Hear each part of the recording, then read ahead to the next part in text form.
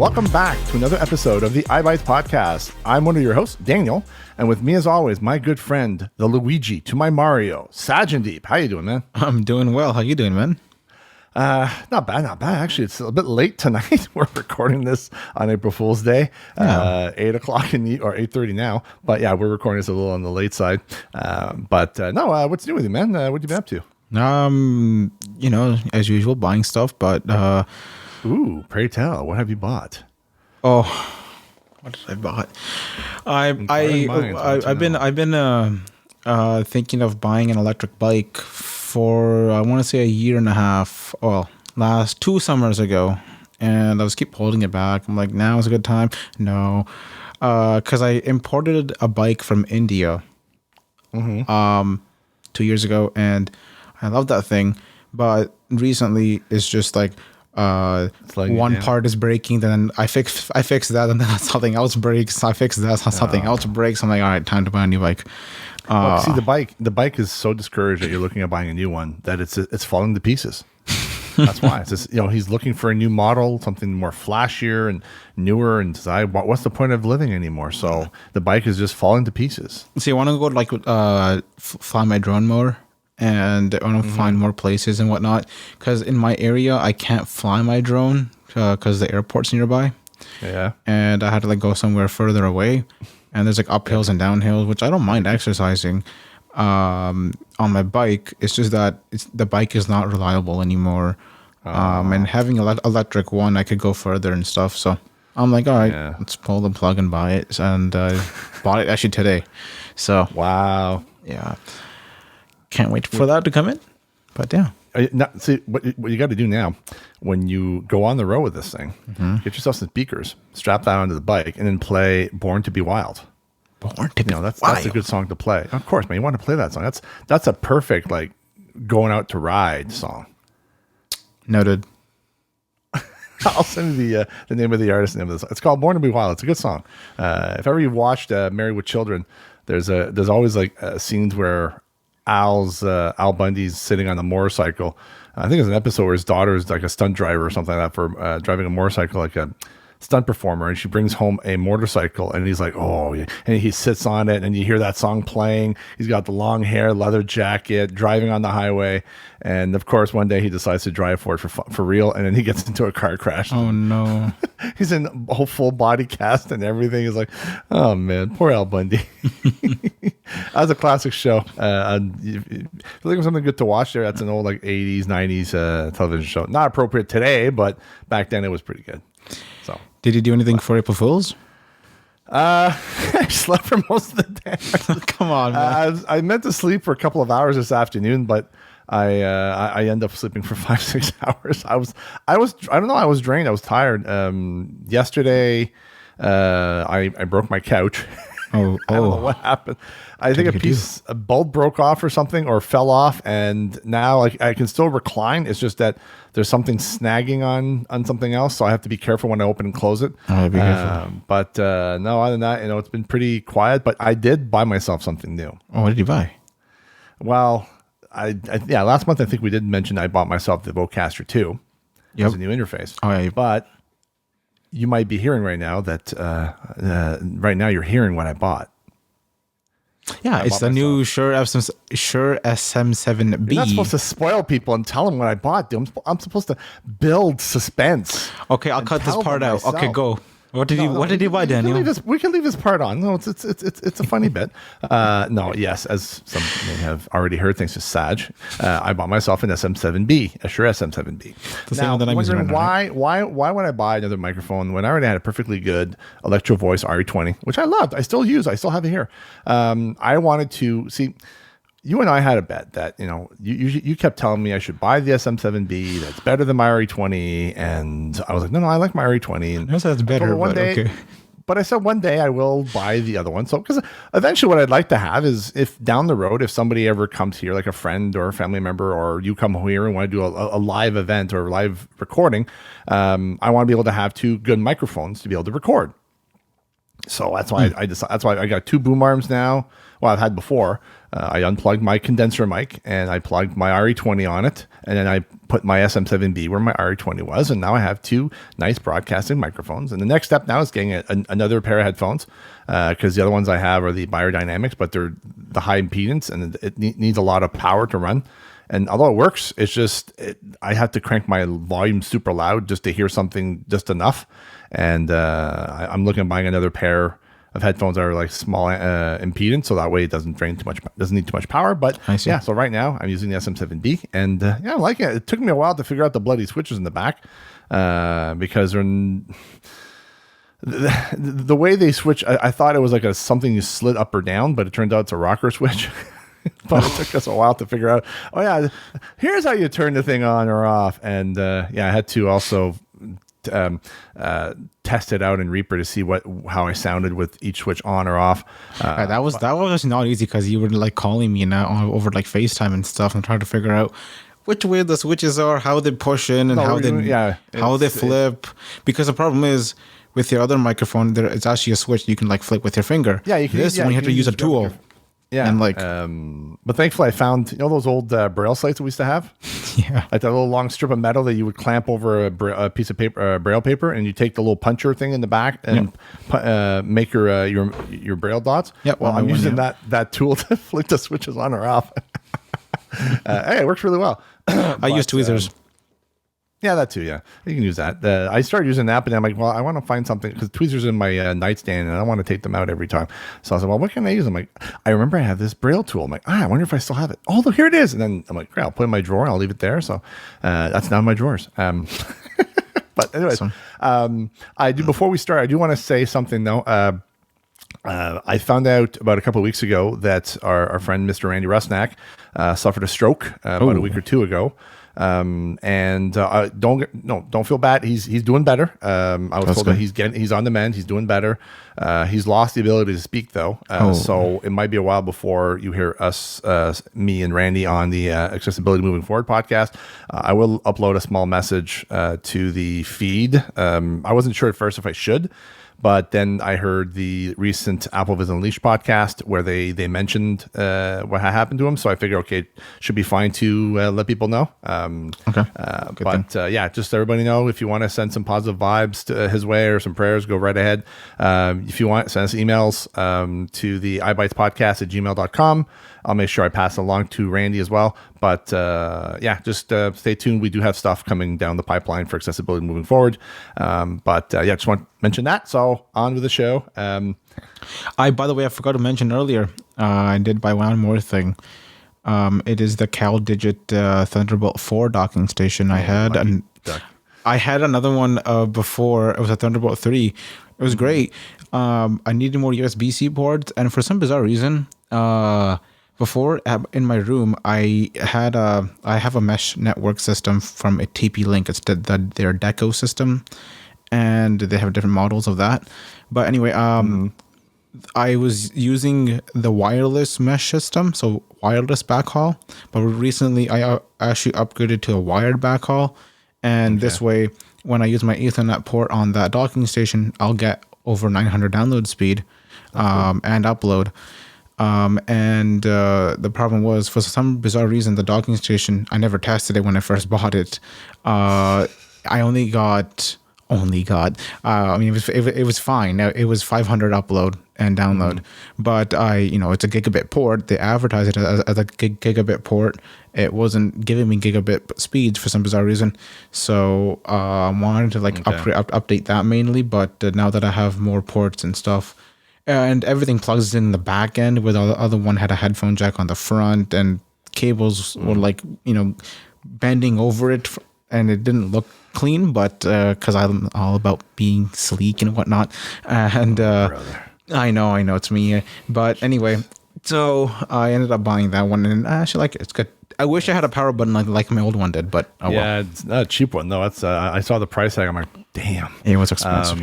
But no, what I do with work, they gave me a Target docking station, which I love, but there's not enough ports on it. I just want straight up a USB-C, USB-A docking station with a headphone jack Because right now, like my work laptop, when I was trying to plug my gaming headset on it, it was Windows was not recognizing my microphone. It was recognizing my headset, but not the microphone, which was weird. And my personal Alienware laptop is the same thing. I don't know why. Every time I plug into the headphone jack, it just doesn't recognize the microphone for some odd reason. I've Googled, checked some Microsoft forums, Dell forums, tried different things, and I just can't get it to work. So I just said, screw it. So I have a couple of DACs that I bought. One of them is a USB-A to 3.5. It's not anything professional. It was just a Ugreen adapter that I got that goes USB-C to 3.5 and then USB-A to 3.5, and that works really well. But most of the time, I just end up turning on the Vocaster with my my microphone and my headset, and it works really well. But Ethernet. I was going to say, my Targus one also has a Ethernet port in the back. Yeah. But I never plug in my Ethernet there. I always plug it into the back of the computer because it's directly into the computer. Because the problem is, if you're working on something and then I know the Targus has a little button in the back that you press and hold for like a second or two, and just press it once actually. Yeah, and I don't want to be pressing that. All of a sudden, my internet goes out. Yeah, I'd rather have my internet connected directly to my computer. Same with my both my work and personal computer. I've got the Ethernet plugged in. Oh, by the way, this one actually has a 2.5 gigabit. So thank the Targus docking station. It has the headphone jack. When I plugged it in, then it's recognizing the out and the input, so I'm able to use it that way. But speaking of laptops, what?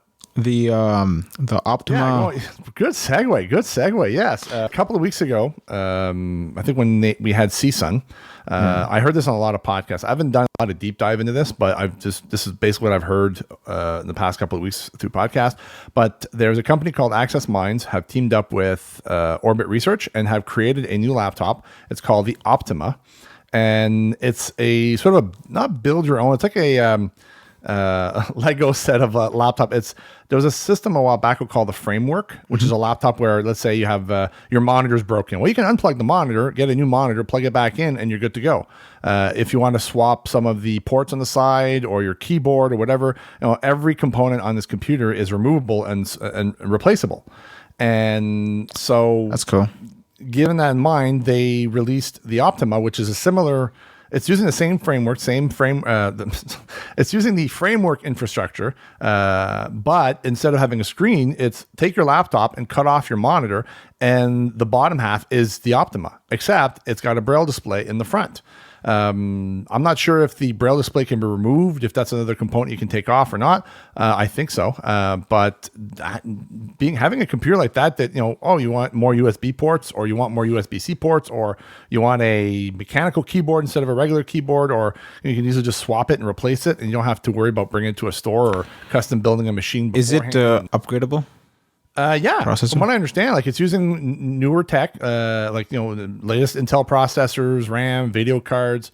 The video card. I know these days they solder everything to the motherboard and you can't do anything. Yeah, well, this one here, that's the whole point. Is this one here you can replace components. That's good. Whether you want to upgrade them or you want to, if they're broken, you want to replace them. From what I heard, like I said, you take your laptop, take off the monitor, and it's the bottom half where the keyboard is. That would be your Optima. It's just the bottom. You have all your ports.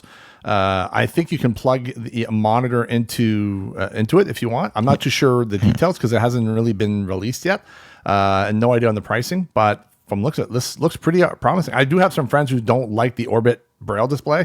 I've never had one, so I don't know if it's good or not. The only display I had to comparison with is the HIMS Braille Sense U2. That's the only one I've ever had. So I know HIMS built solid hardware because their Braille display is built like a tank, and the Braille display itself is actually really pretty good. I don't use it often. I'm starting to use it more often because one of my friends uses Braille a lot, and she encouraged me. I'm like, I should try it out. So I kind of plugged my Braille display back onto my computer, and I'm using it again. So, it looks pretty cool. I don't know. What do you think about this? Do you think it's a good thing? Oh yeah, man. I mean, I think remember a while back there was a right to repair program, and they were getting companies to make repairable or replacement parts in case things break and whatnot. And Apple had their own issue with theirs. They had to make a whole separate website and whatnot. But different companies, because the problem is now everything is soldered into the motherboard. They want to keep everything light and lighter. And also, I mean, there's also an advantage of doing that is because there's less places of things like being transferred. Everything's on one chip. It's a lot faster. It's efficient. The battery life is a lot better and whatnot by doing that. Apple products, right? Yeah, that's with Apple products. But I think new like Windows and stuff, they're doing the same thing now too. I also don't know, dude. but like, problem is repairability with that is out the door. It's gone. So. Gone to the days when you have a massive tower where you can. Well, you still have towers nowadays. I remember a friend of mine just built himself a new gaming rig, an AMD gaming rig, and he told me the price tag. Like, oh my gosh! But this thing is a beast. Like he's got the latest and greatest in this, and it's like, oh my goodness. And he also bought himself a big ass monitor as well, a curved monitor, and so this is like a mass.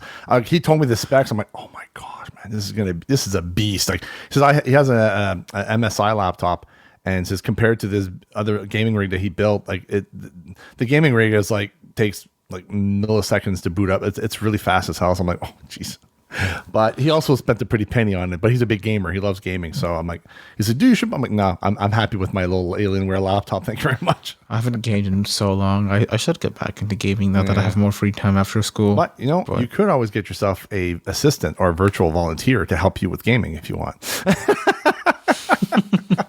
Or with this optimal laptop, when it releases, you can have this virtual. So what we're talking about, like, what do you think, Dan? What are you talking about this virtual volunteer? Well, let me tell you. Also during CSUN, something that was announced was that Be My Eyes has released a new feature within their application called a virtual volunteer. But not only that, it's using ChatGPT version 4, which is using image to recognize details in the images. There's a couple of videos from a very well-known, I don't know if she's well-known or not, but Lucy Edwards, very lovely blind lady from UK. But no, I subscribed as soon as I saw the videos. I'm like, I have to subscribe to this channel. She's awesome. I like her videos as well. What's the channel? Lucy Edwards. So I think if you just search for Lucy Edwards, she's like a lady from the UK, has a very lovely voice and definitely pleasant to listen to. But no, I listened to a lot of her videos. Like she had one released a while back ago, which kind of affected me a lot because she was talking about how, now today is like X amount of years since I lost my vision. And I was like, that was pretty heartbreaking for me because I find myself looking at those, like maybe not as much now, but I used to think of, I'm 1 year, 2 year, 3. Oh, this is when I lost my vision, and it was heartbreaking to listen to her because she was also crying, and I'm a bit of a sensitive guy, so I was crying myself too. But I posted in their group chat and saying, check this out. It's really sweet and really heartbreaking, but it's a good thing to realize. You know what, you may be dealing with something right now in your life, but please know that you're not alone. There's other people out there. Definitely. For me, like if it wasn't for my family and my niece, my goddaughter, and friends and family, like, I wouldn't have pulled through. So it was a good video to watch. So yeah, going back to the ChatGPT. So she has access to this virtual volunteer, and she's been doing demos on how to use it for either at the restaurant, at a menu, a gym, for fashion magazines. That's awesome. It looked really amazing. I've already subscribed to the beta, so I'm looking forward to being able to try it out. Yeah. But it looks really impressive. Now there's a lot of like, well, what happens to your content that's uploaded there? I've had people ask me like, what should I use this for my bank statements? I'm like, no. And even Be My Eyes says don't like, because again, when you're calling a volunteer, you're calling a volunteer. They're not vetted. They're just people who are taking time out of their day to help us out. Ira's a paid service, and I would feel a bit more comfortable trusting them with my bank statements.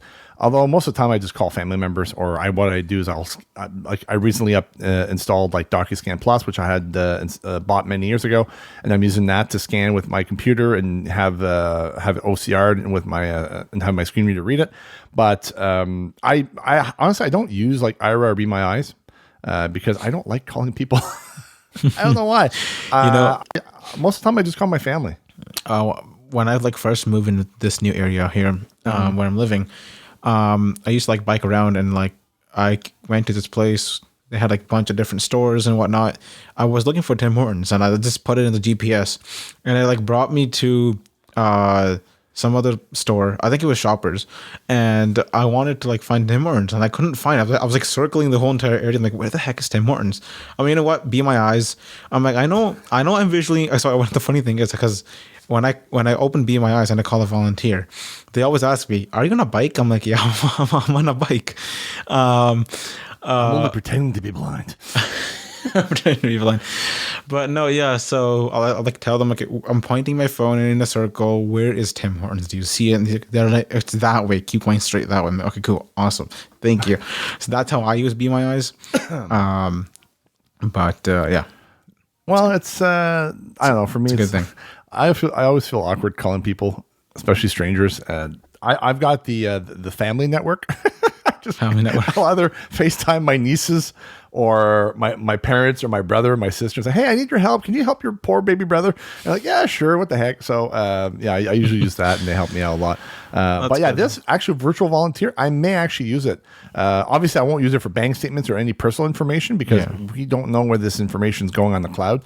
But for stupid things like, oh, what's in my fridge, or just something that is no big deal, I might use it for that. But I can't wait for like maybe I bet like Seeing AI will be like adding this to their like Microsoft will be adding this to their Seeing AI app. Well, everybody's going into this. Yeah, they are. I know that Google has their thing called Google Bard. And then we have Microsoft has started licensing Bing? ChatGPT with Bing, for Bing and Edge, and I think eventually they're going to incorporate it into Windows. I don't know. I wanted to talk about something. Actually, I don't know if you came across this on the internet.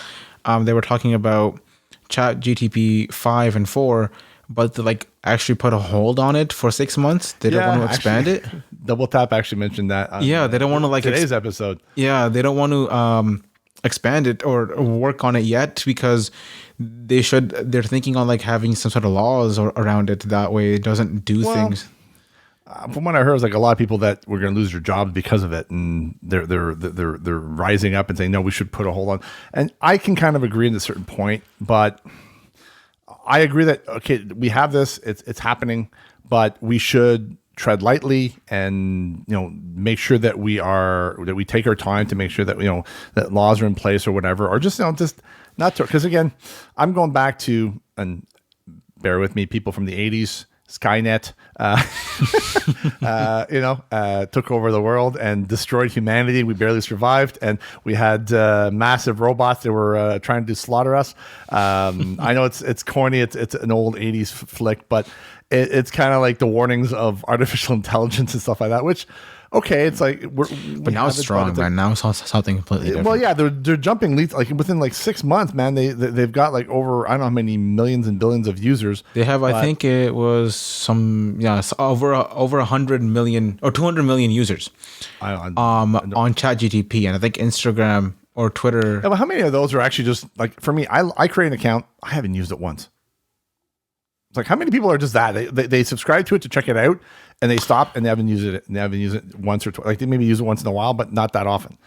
I don't know. I personally just use it. I know I mentioned it like 2 episodes ago. Like I just use it with Siri if I need to. When Siri's not smart enough for something, I just, fall back over to ChatGPT. But I don't know. It's interesting to see what's going on with this. Like AI is pretty impressive, but DALL-E's pretty damn cool too. Yeah, it's for the images, right? So you can There was actually an app on my computer that I downloaded, and I don't know the name of it right now, but I can just ask it like, okay, I needed a alien on top of a mountain holding a iPhone, whatever, this, and it just somehow like this. That'd be awesome. That a logo, yes. I just have a new logo, big ass mountain with the words "iBites Podcast" engraved in the mountain, with an alien on top holding an iPhone on one hand and then a laptop on the other. Okay, now I can't publish this episode before I make that. I'm just joking. No, we have other ideas for our logo, have the alien be the mountain. Oh wow, that's a good idea. Have the mountain engraved with the alien's face on it. It's just throwing ideas. We could talk about this off recording, but I look forward to seeing this. But I do agree that we should tread lightly, not to just blindly go. Pardon the pun, but blindly go into this and not step back and look at, okay, what we're doing. Just because we have it, should we? I know it's kind of a tricky topic to talk about, but I do like the benefits of it, but we also have to take our time and just, Yeah, definitely.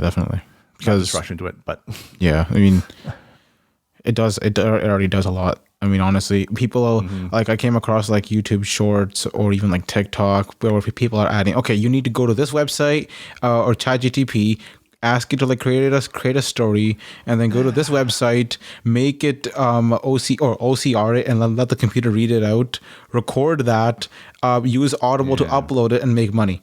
I'm like, okay, it's so like people are doing some crazy things with it, and the thing is, like, it's also taken away the people who are creatives who actually are because like I don't know. It's like I like to, you know what I mean? Sing, like, and if we had ChatGPT sing better than me, like, well, what's the point of creating if exactly that's what I'm saying. It does already like creating logos. It codes things for you now. Yeah. Like, do we need coders? Not perfectly though. Like, not yet. But I'm sure it's gonna get better. ChatGPT 5 is gonna take it to the next level. 6. Yeah. It's gonna improve. That's if it doesn't get put on hold. That's true. But anyway, we'll keep our eyes open and ears open and see what happens with this. And keep your eyes open. Keep the Samsung was kind of caught, or someone discovered because Samsung has this 100x zoom lens on their phones, and apparently, if you take a picture of a moon, right? What it does, it uses AI to like clear it up, and it does it every time. So it actually, the funny thing is, this person actually took a picture of a moon with a different phone, and they purposely made it blurry with the software, and took the phone. John Prosser. No, it was Sam Cole, I believe I saw it. And he did this. He's found out, but there was another creator out there who actually did it. And I can't remember his name, though. Anyway, so he like took a picture of a blurry moon, put it on his laptop screen, took the phone, and actually took a picture of a blurry moon. That was already blurry. And the phone actually made it clear, and it made it look like it was taken of an actual moon. It's using AI to detect the moon image and give you a nice clear image of the moon. It's like, honestly, I'm not crazy about that. I'm like, dude, if I'm taking a photo and it's blurry, leave it freaking alone. Like, I'll go back and touch it up if I need. Now, there is a feature with all these phones. It's automatically detecting scenes and adding additional. Like, if you take a picture of let's say green grass and like clouds, right? Or the blue sky. I mean, when you take the photo, the phone knows, hey, there's grass on the ground. Let's make it slightly greener, and let's make the sky slightly bluer. Right? And that way the picture pops and it looks good. Yeah, but the problem is, it's like, now that's not the original thing you looked at. No, it's not all what you looked at. It's like I get it for people who want to post stuff online. That's fine. Me, it's like, you know what? I want to take a photo of something. I want to have the photo of what I actually took, not something that's been, spruced up by AI or whatever. Like, give me something give me what I actually took. Exactly. I like that, but they should add a toggle if you want that. Yeah, so I agree. Yeah, if you want to, spruce up your photo, like have a toggle that you can turn on and off. Yeah. And if people just want to have a photo and leave it as is, just turn all that crap iPhones off. And just say, no, sorry, not crap. Just turn all those features off, so that way, it's like the photo is taken the way it was meant to be taken. Like I think Marcus Brownlee was doing a camera comparison with the iPhones and whatnot, and he was mentioning that the iPhones tend to smooth out people's faces. Mm-hmm. Like if there's some sort of light, if there's like two different lighting on the face, they will like smooth it and turn it into like one light. That way, it doesn't look harsh and it looks smooth. I'm like, but Apple, that wasn't the original photo, right? Yeah. Well, it's like, so again, if these are people that want to post stuff online, they want to make sure it's easy. It's just pretty. So I can understand that, but it's also like, give us a choice. If we want to turn that off, give us an option to turn it off. Yeah. They had like raw mode and whatnot, but oh well. But anyway, so moving on. So So yeah, Apple Music Classical. That came out on Tuesday, the 28th. I don't know if you've checked it or not. I know I pre-ordered the app before when we got the announcement and got the app on the 28th. But how about you? Did you check out the Apple Music Classical? Yeah, I actually did, and I did pre-ordered it, and it's kind of feel funny because it's a free app, and you need to have Apple Music Plus or Apple Music, a subscription of Apple Music before you can use it. And it's kind of funny how you have to like pre-order it even though the app is free. But anyway, yeah, I was confused about that because so we have a separate app for Apple Music Classical, but yet why couldn't they incorporate this into Apple Music? Why does it have to have its own separate app? Maybe they have like a big enough catalog that they want to have. Yeah, you know, I don't know. Classical separate from regular. Do you music? listen to actual classical music or no? Okay, well, no. I don't mind having it playing in the background. I had it for a while. Now I'm actually watching. When I work, I'm actually playing some movie scores in the background. Which is another thing I find confusing when I tell the HomePod, "Hey, play." I keep telling, "Hey, play movie scores on shuffle," and every time every day, it seems like it's playing a different playlist. It'll say, "Oh, playing film essentials playlist," or "playing the Hans Zimmerman playlist." I'm like, "What? Like what?" And then something, "Oh, playing movie scores playlist on shuffle." I'm like, "What?" Every day the playlist changes. I'm like, either it mixes up the playlist. Isn't that a good thing though? No, because if I say play the movie scores playlist on shuffle, I expect to play that playlist, not other playlists. Gotcha. Honestly, I just say play movie scores on shuffle. So I guess in your defense, all I can say is although I'm not really specifying a playlist, I'm just saying play movie scores on shuffle. So yeah, it is playing movie scores, but it's just like I don't want to just hear Hans Zimmerman. Although he is a very great composer, and like he did a lot of the movie scores are composed by him, so it's pretty awesome. But no, it's I find more soothing just having movie scores in the background playing while I'm working. It's kind of weird, like you're sitting and all of a sudden you hear like the Jurassic Park theme song playing, or there's one I like. It's the oh bloody hell, what's it called again? There's like the Harry Potter that plays sometimes, or there's one I do like. Actually, it's Crimson Tide. It's an old 90s or 80s flick submarine movie, and it's got like an amazing score. And I listen whenever that plays. I just crank up the volume to like 60-70% and blast out while I'm working. Nice. I just like to. I'm a guy who likes movie scores. A buddy and back in the day, I had a couple of friends here who were engaged, and they were living in the same area as I was, and we used to hang out a lot. And every time we used to hang out, her husband used to say, "Hey, dude, like we used to play." I keep forgetting what the app was called. It was called something else. It was bought by it was called Songza, and it was bought by Google. I think it's now part of Google YouTube Music. But he used to play movie scores on his speaker.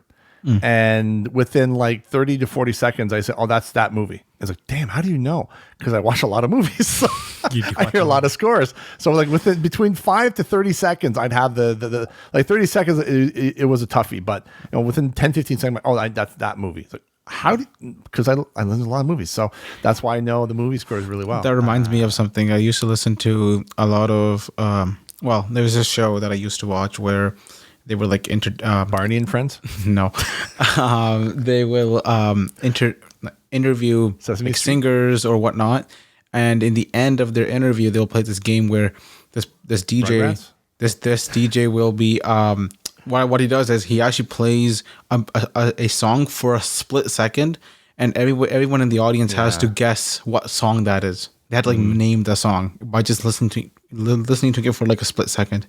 And there's like 34 rounds, and whoever gets the most wins. Wow. But yeah. So what we should do is we try playing classical music and see if we can guess who it is. Yeah. Going back to our topic, classical music. So anyways, yeah, I might ask Shlomo to play some classical music now just to see. I don't know if it's going to work on. I never said about the Apple Music Classical if it's going to work on the HomePods. I'm how does that if you ask integrate? it to play classical music, that it'll play it, but I'm not sure. I gotta find out, man. Interesting to check out. Yeah. So moving on. Next, Apple releases updates. Woohoo! So there's like I think iOS 16.4, iPad 16.4. I think HomePod had 16.4, Apple Watch was 9.4, Apple TV 16.4, Mac I never know because I don't get Mac OS is actually 16.3 or 16.3. So 12, yeah, basically 13.3. A lot of updates. So we'll focus mainly on iOS. So what the heck is new with iOS 16.4? There's actually like 50 new features. Wow. Okay. That's why I added it. Well, we're not going to go through all the freaking. No. There's over, I think, 20 new emojis. Yay! So what are the three biggest things that? Three new emojis. 21 new emojis. 20 new emojis. Yeah. Wow. New pictures. 25, I think. I can't remember the exact number, but 21 in the 20s. 21. I know there's a pink. There's actually a silver heart, a pink heart, and I don't know. I can't remember the other heart. Maybe it was a yellow one. I can't remember. A red heart. Yellow. Mellow yellow heart. Jeez. But no, there's the home new. There the home. The new home new architecture from home. Yeah, updated. Yeah, which is actually good because I noticed that my home, my front door lock actually responds better now, which is good. That's good. Yeah, I was having issues with that lock, but I'm glad they added Matter support with it now. They actually pulled that update before they did release it earlier with I think 16.3 last month, but they were having issues, so they pulled it back. Apple Card in the US, they have what is it called? Apple Pay Later. Okay, yeah. Well, you can finance stuff. The thing you get that like financing, like 5 or 6 month payment, whatever, on anything on they use Apple Pay, I guess, on online. Yeah, and the Apple Music app actually has new glyphs and stuff, but that's all. I don't really care. I can't see them anyway, so it seems interesting. Anything big or noteworthy on iPad and HomePod and all that stuff? No, everything that I mentioned basically goes across. Okay. Nothing on the Apple Watch that's new, or no? Okay. Well, I'm hoping that this new architecture that they have actually fixes my problem with my HomePods, because it's so far it has, right? I honestly don't know. It's working now. Knock on wood. But yeah, the issue I have is because I have 4 HomePods. I've got 2 HomePod minis. That's not an issue, man. I mean, come on. You're lucky you have 4. I wish I had 4. I don't even have 1. I'll sell you my HomePod for $5,000. $5,000? You crazy? Well, you want it, don't you? But no, I have the 2 minis in my office in stereo pair. I got one big HomePod big in my master bedroom and one in my living room. And that's what Steven Scott calls them, HomePod big. They're basically the size of a massive jar of pickles, basically. But anyway, so what happens is a lot of times I'll ask one of the HomePods, hey, what's the volume in another room? And it should theoretically, the volume in room A is 40%. Yeah. But what happens is it'll say, sorry, something went wrong while adjusting the volume or determining the volume, or it's I don't know what happens. It's just the speakers, it's like the speakers, one of the speakers pisses off the other 3, and they decide, let's exclude them, let's give them the silent treatment, so they ignore that other speaker, and then eventually they kind of kiss and make up, and then all of a sudden it works again. And I thought it was updates, but I spoke to Apple and said, well, there's nothing. So we'll let the engineers know, but it's not really a software update, because sometimes it'll work fine, it'll stop working, and all of a sudden and then what I've noticed is that sometimes when it doesn't work, the shortcuts don't work on it either. I've got automation, so at night, all the HomePods volume goes down to like 30%. And in the morning, like the HomePod Mini, I have them crank up the volume at like 40% at 7 o'clock when I start working, and then the HomePod Bigs, I'll have it start around 9 o'clock. And sometimes I'll go to bed, or I'll be in the living room, and I'll say, hey, what? It'll be past. It'll be before the automations kick in, and I'll ask, hey, well, play this, or what's this? And it's like the automations didn't trigger, like it didn't work. Actually, let me rephrase that. So I'll ask it after the automations triggered, or should have triggered, and it's like the automations didn't do anything. Like let's say if I have the volume go up at 9 o'clock in the morning, and it's like 9:05, and I'll say, hey, what's play this? It's still on the 30% volume. It's still like that, or it's on the volume I had it the day before. Like it doesn't. The automations don't seem to affect the speakers. Interesting. Or certain speakers, and that's when I've noticed. Well, that speaker is being affected somehow, and I'm guessing. Well, maybe that speaker pissed off the other three, and that's why. The HomePods, for the audio quality, the HomePod Minis sound okay, especially in stereo pair. People say, "Oh, the HomePod Mini sounds great." I'm like, no, it doesn't. It sounds like crap. It has a decent little sound for a little speaker, but it's a tiny speaker. It doesn't have the booming sound. Well, yeah, I know, because it's like a golf ball size. Of an orange. No, it's not that small. It's the size of an orange, like a small mandarin orange. Did I say golf ball? I mean, just like football. No, football is even bigger, dude. Like, what are you talking about? Plus, football is like completely weirdly shaped. What am I doing? What the heck? Do you even know what you're talking about? No. How about you let somebody who actually has a HomePod Mini describe the size instead of trying golf to ball? No, it's not a golf ball. No, it's a size. Oh, for Christ. It's a softball, I think you're talking about. It's a softball. That's what it is. Yeah, jeez. Okay. Ladies and gentlemen, I apologize. Sajdeep, I think, has eaten too much food this late in the evening or too much sugar, so his brain is fried. Because there was a YouTuber, Sam Call, who always refers to one kind of ball. And I kind of couldn't remember which kind of ball he was talking about. It's like a softball, like an orange. But orange, it sounds orange okay. one especially.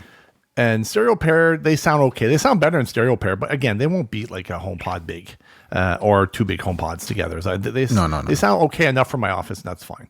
I only wish I could, connect them into my mixer so that way I could actually have the audio playing in the background while I'm doing stuff on the computer. But no big deal. You got an AirPlay enabled mixer? I don't know. Actually, I'm trying to find a good AirPlay app for Windows. I don't know. I know you can do it in iTunes, but I'm just trying to find something trustworthy to use because.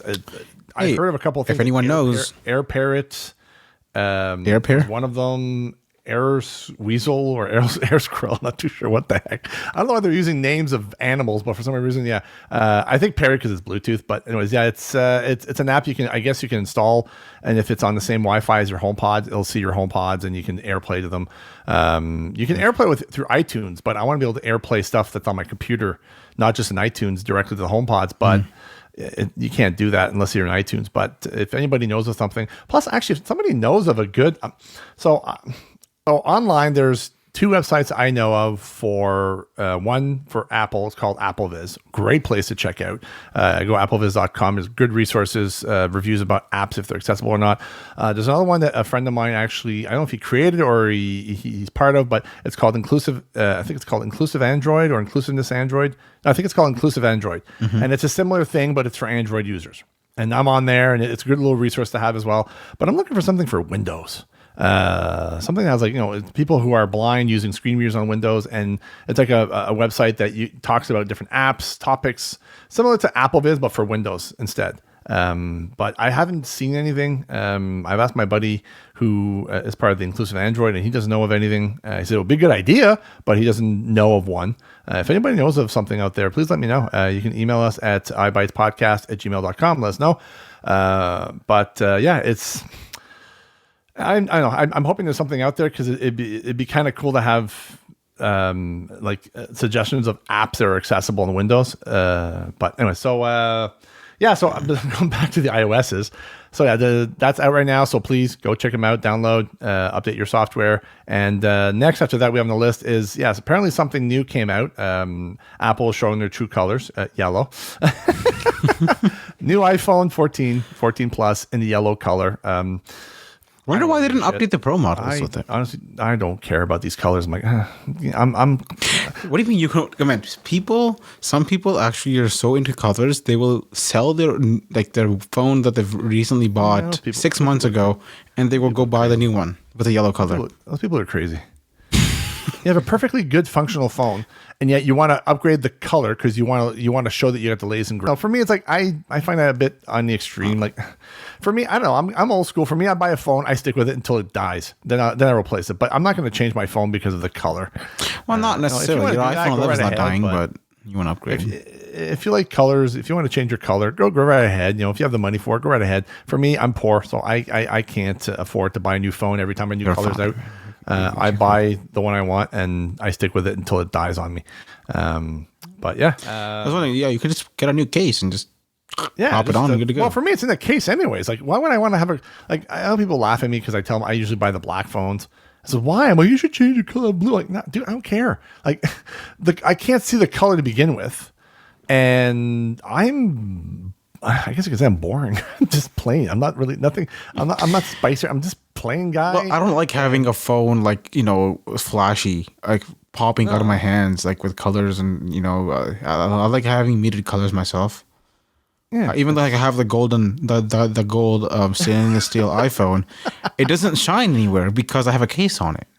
Yeah. I had an old case that recently like just died on me or broke, but the sides were like open because I felt feeling the stainless steel in my hand. Yeah. But like the back is covered. There were corners, like bumpers on the corners, but the sides were open. But that case broke. But now I have back to my other one where it's closed all the way around. But anyway, I just buy like a Spigen, like a thin case. Well, I like to buy. I kind of stuck on the Spigen or Spigen, whatever you want to call Spigen. it. Spigen. It's the same thing. Who cares? So I like buying the Spigen Tough Armor. I was teasing with that. Yes, I know. But I like the Tough Armor one. It's I always buy the black one or the same color as the phone. I don't know. I guess I'm just boring and plain. I don't like to change colors. I mean, it's like I've had the same wristband on my Apple Watch for the last how many years I've had this watch?